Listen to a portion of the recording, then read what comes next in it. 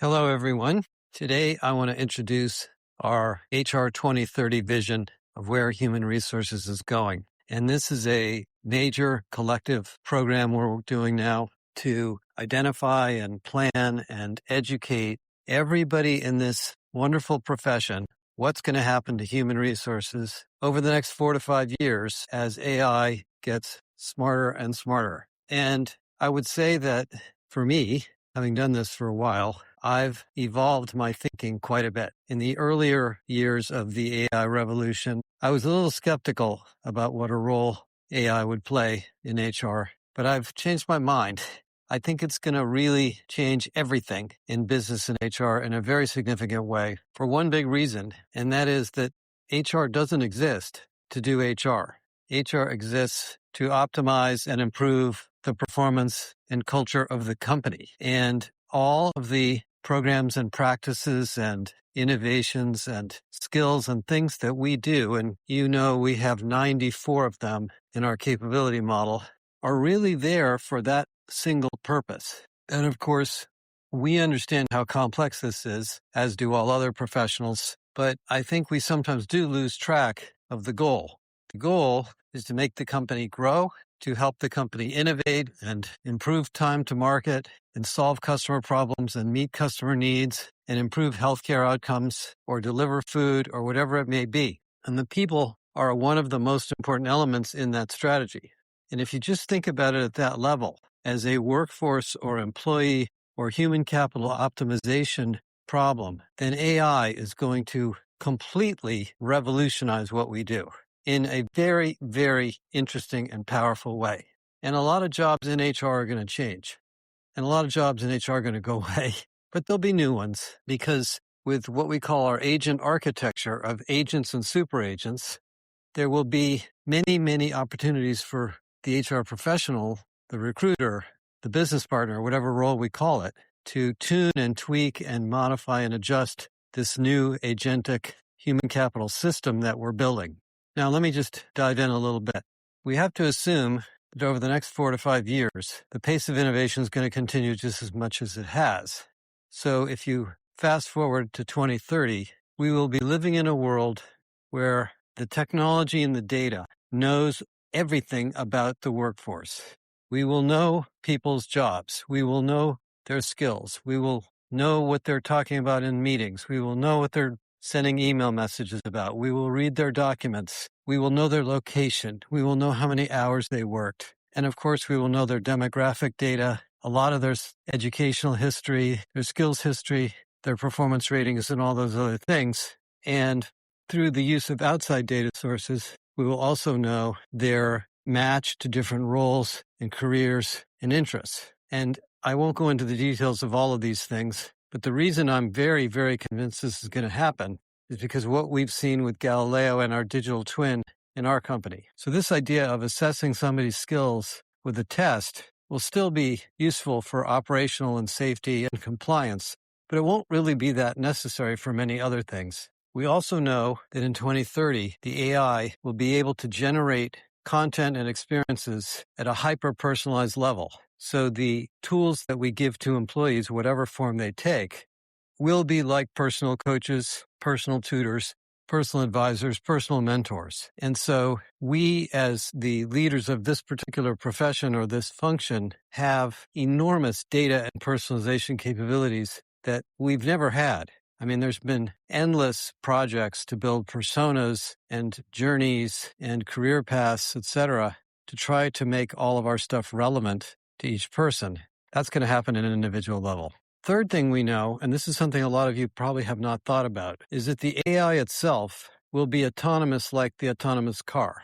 So the AI system, the new Agentic HR system, whatever we end up calling it, will see in its own data trends. It will observe trends in performance, in productivity, in people coming in late, in people working late, in people leaving the company. It will observe trends among new hiring staff, who has come to market and come to productivity quickly, who has come to productivity slowly. It will identify different managers' performance relative to their teams, diversity in pay. It will see inequities or imbalances or discrepancies or changes as a system, we won't have to run surveys, do people analytics projects, or do interviews and walk around the company all the time to see what's going on.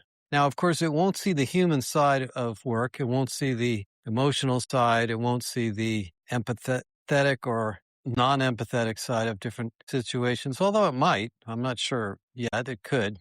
But it certainly will see all those other things. And so a lot of the HR practices that we've built to assess performance, identify performance, evaluate performance, we may not need.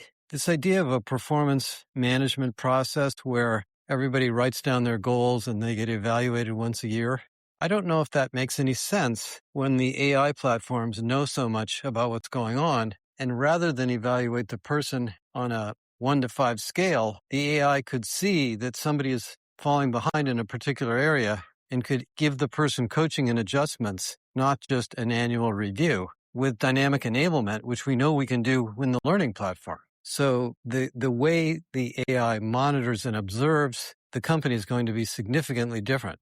And then there's the issue of rules and culture and decision-making rubrics. Today, whenever a decision is made about a person, who to hire, who to promote, who to put into leadership, who to move to a new role, who to let go, etc., there are cultural and personal characteristics and behaviors that are unique to your company. You might have very clear definitions of that stuff, or you might not, or it might be regional, or it might be local to a manager.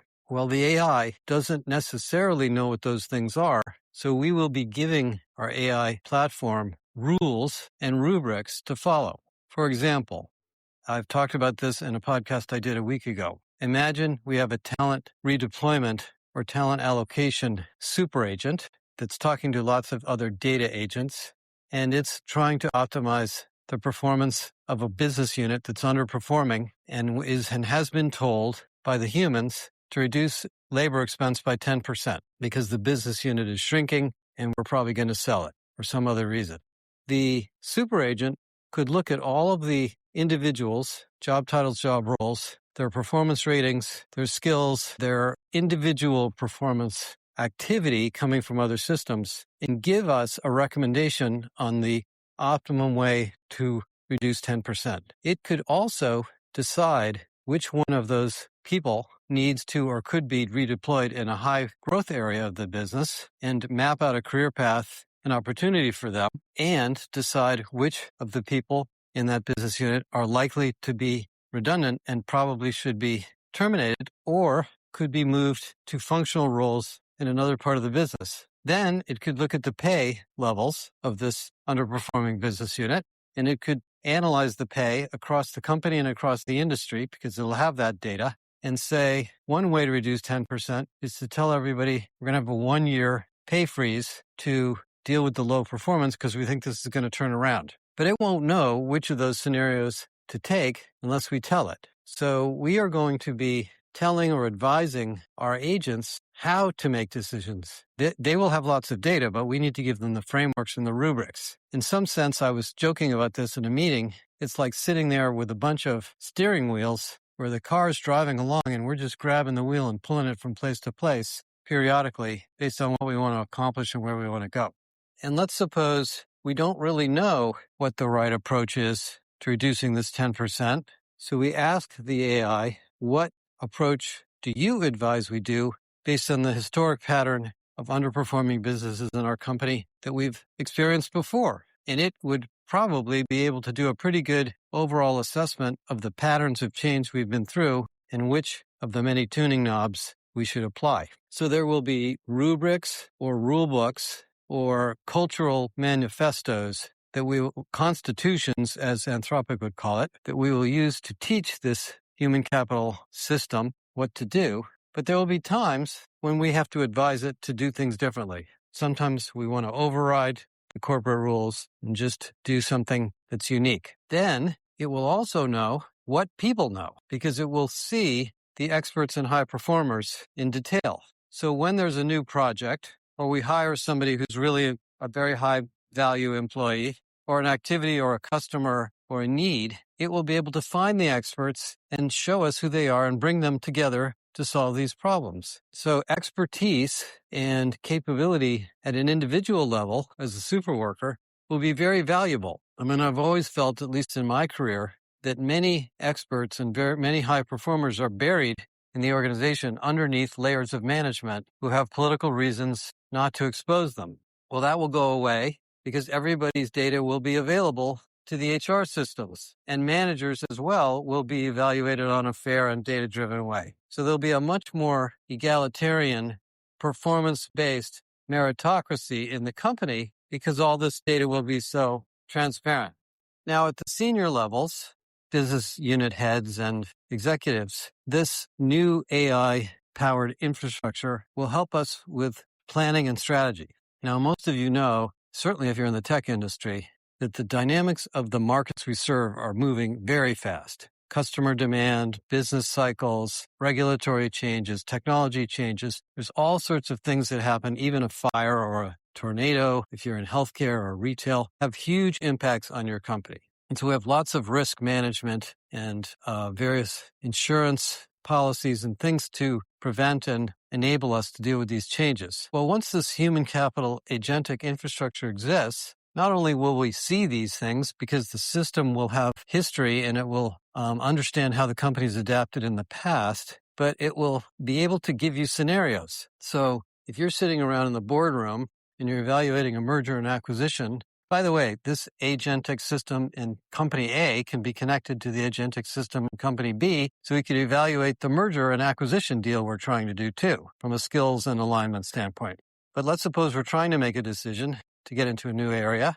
Should we build it? Should we buy it? Should we buy a big company? Should we buy a small company? Should we focus on the product or the channel or the sales or the marketing or what? We should be able to have human analysts look at these scenarios and build them into the human capital system, because this agentic human capital system is going to be coupled to the agentic financial system. Now, I'm not a guru on financial operations, but everything we're talking about in the human side is easier in the financial side because we don't have these weird human dynamics going on. So if the level of innovation I'm talking about in HR happens in the finance function, then the finance function and its agents will be coordinating with the human capital agents, and we'll be able to see the financial implications, the supply chain implications, the customer service implications of all of these decisions. Now, we're talking about 4 years from now, and things are going to change a lot, but I clearly see this happening. The other thing that's going to be very different is we're going to operate our companies as horizontal workflows, not vertical.